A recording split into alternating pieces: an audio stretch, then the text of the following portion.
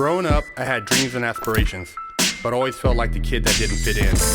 For the most part, I wasn't a bad kid, but when I made the transition into adulthood, I turned to the streets for guidance. This led to getting locked up in juvenile hall, doing time in CYA, and eventually a 120-month sentence in federal prison. I had a lot of time to think and reflect during my federal sentence, so I share with you what I learned, hoping I can positively influence someone else's life with Prison Talk.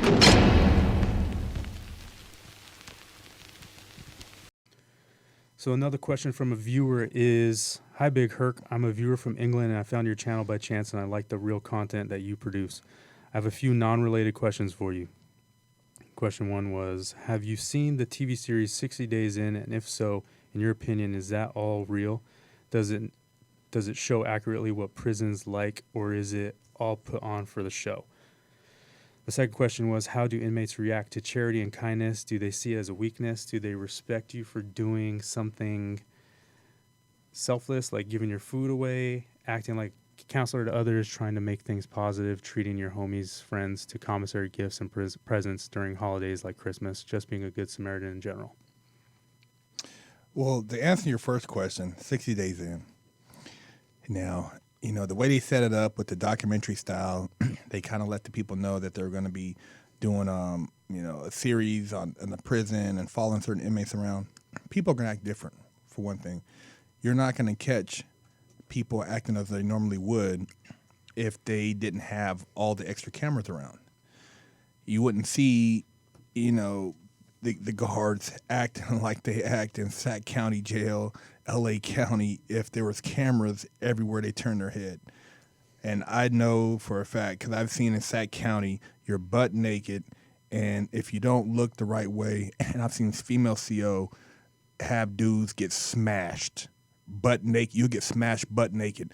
So they didn't even show all that. And 60 Days In, you got to change in another room and come out. And, man, there ain't none of that. Squat, cough, you might be walking with your shit butt naked. So a lot of that is Hollywood. What else is Hollywood? Well, knowing that you're going to get out in 60 days is Hollywood, because you don't know that you're getting out in 60 days unless you've already been sentenced. And if you've been sentenced, then you're not even interacting with nobody, because you're trying to get the hell up out of there before you get your wig split. And so, when you see these people in there and they're like, I don't know if I can make it through this. And, they're talking about anxiety. Well, the anxiety that they have is nothing compared to a person going through trial. See, the 60 Days In, that was a jail. So you're basically still fighting your case. If you're going back to court, the anxiety that you have when you go to court, every time you have to go to court, feel like you got to shit on yourself. Your stomach is fucking hurting. You can't eat. You're fucked up. You're in a cold holding tank. You go back and forth to court. Now, if you're fighting your case, you might be doing this shit and you can't bail out. You might be doing this shit for years. You feel like straight shit. So these people, the responses and the actions and the way they were carrying themselves, they have no idea, because they're not looking at, they don't know. See, the part of the thing about going to jail is when you go in there and then you don't know how much time you're getting, you're fucked up. You're in there stressed the fuck out, because there's a window. It could be 60 days. It might be 10 years, depending on what crime you committed or how much money you have to pay a lawyer.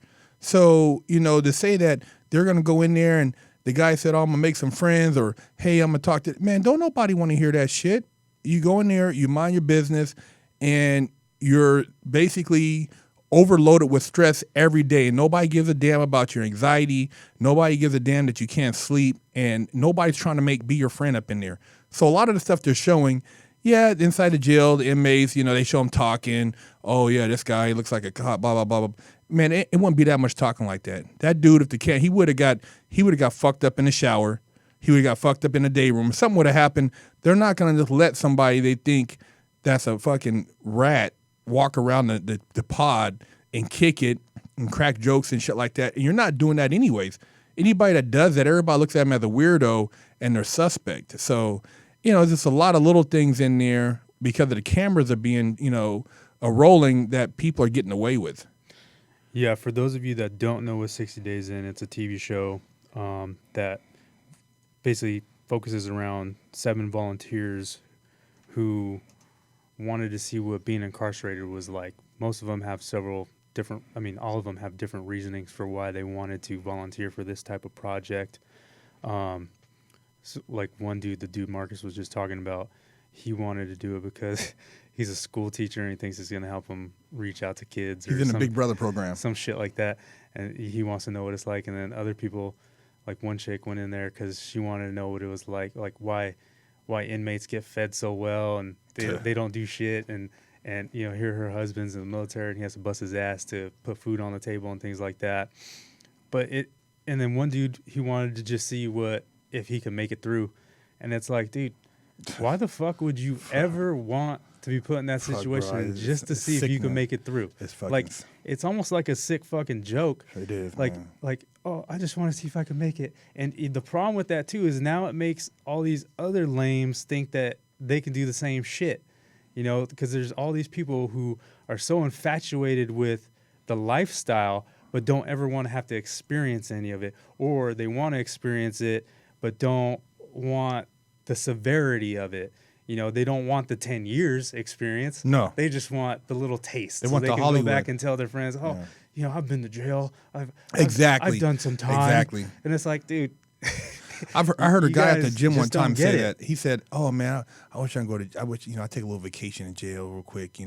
Real quick. Yeah. A vacation in jail. And see, this goes back to the same shit we talk about and why all these fucking shows are fucking retarded because they don't show the life after part. We show the life after part. Show these dudes that are doing these 60-day fucking programs that come out. Okay, take their car from them, take their driver's license from them, take their job from them, and then see what happens. That's the real fucking show right there. Now that you did your little bullshit 60 days, scratch. Let's see you start from scratch in society. Right. When you have that felony on your jacket, and when you go to apply to jobs and they do background checks and all that shit, or apply to an apartment and they do background checks and you get denied because you're a fucking felon. Now let's see how much you enjoy it. So A&E, get your shit together and put Fresh out on your channel so we can show the real part of this drama that people seem to forget, or don't think twice about. Because doing the time, that's only half of the journey. Yeah, that's only half. You got the felony for the rest of your life, and now you got to rebuild after doing time. So that's. And they don't show the part that while you're in there, your girl went and fucked. She's fucking little Pablo. Your family turned their back on you. People aren't there like you think they are. They're not sitting there cheering, "Oh my God, I hope you make it home, little Timmy. Your little 60 days in was such a path." It's not like that. You go in there, you don't know what the hell's going to happen. You can have a grandmother pass away, a relative die. You can have something happen on the street. You can't do nothing about your kids if something happened. I mean, there's a lot of other factors. So to make a joke of it and act like, "Oh, I can make it 60 days in," it's really some bullshit. It's not what you think it is. And that's why they put him in that type of county facility, a holding facility, talking about the drugs and stuff. Man, there's drugs everywhere. There's drugs in every fucking county in this country. Cell phones everywhere. Put your ass in motherfucking Colorado USP. You go to Lompoc USP. You go to Beaumont. Yeah, you ain't gonna make it in there a fucking week because if you don't have to be there, you're not going to want to be there. No motherfucking person in the world is going to want to volunteer to go to Lompoc USP for 60 days. For what? Yeah. Yeah, man, the food ain't that bad. Yeah, motherfucking kids, you think you're going home. Yeah, you think, who's going to want to be there? It's fucking crazy, man. I've never been to any jail that I would want to be there. Never. Fuck no. One day in jail fucking sucks. It doesn't matter where it is, prison, jail, whatever. You're a fucking caged animal. You have to listen to what other people tell you. It's bullshit. And aside from that, the whole point of the show is we want to figure out how all this illegal activity is going on. Really? Yeah. You can't fucking put two and two together, bro. Yeah, right. You're the fucking sheriff of this place, and you can't figure out that your guards are the reason why there's fucking drugs in this place. Like, what, inmates just fly the shit in? They get UPS mail deliveries of fucking kilos of coke? No, it's not rocket science, dude. Why do you need to make a show about how shit's going on in your jail, dude? Are you fucking clueless? They're getting high in there, but in county, let me tell you, in county jail, you have no physical visits. You talk through a glass. So how am I going to get the drugs through the glass? Yeah. You get searched right when you leave that little visiting. They strip you down again, you're searched, and then you're taken back to the unit. There's no drugs. You can't get them in there. So, put one and one together, dumbasses. Yeah, it's mind-boggling how these shows just keep getting made, and but people eat it up. They love the fantasy. They love the thrill, the fantasy of it. But when it comes to it, and that's also the same type of dudes who think they're cut that way. Oh, they watch these shows. Yeah, I could do that. Then they may do some shit that gets them, somewhat involved in the law, and then they fucking flip. Mm-hmm. Oh, it was him. He did it. Exactly. And then they turn to snitches just so they can not have to do time. Yeah. If you're a square, stay a square. 60 days in is some bullshit. You know what I mean? Because there's too many exit factors in there. But it's not realistic if you're looking at doing real time in a real county jail where there's not all those cameras, because there's a lot of blind spots they don't tell you about in different facilities where motherfuckers get their wig split. Yeah, it's ridiculous. But anyways, moving on.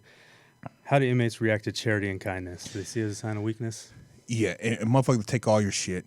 They're gonna take all your shit. There's no charity in jail. You don't take shit from people to begin with. You start taking shit, you don't know these people. If they're not from your neighborhood, not from your street, not from your town, you ain't got no relationship, you didn't sell drugs with them on the street, whatever the case may be, you don't just take shit from people. You know what I mean? That shit comes with strings attached. Now, I gave you that one soup.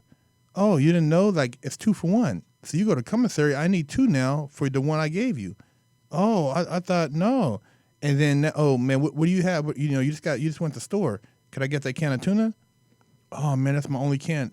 What? Didn't I just give you something like a couple weeks ago? Now you're saying that's your only can? All right, I see what's cracking. See, it's a lot of strings attached. There's nobody's doing anything in prison from the kindness of their heart.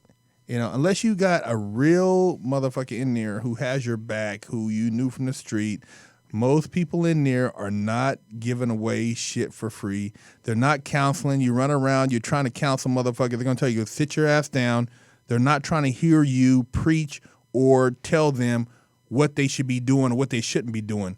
Your best bet is to get in there, shut your mouth, don't try to counsel anybody, and don't take nothing from nobody, and don't say anything. Say the least amount you can. The less people know about you, the better.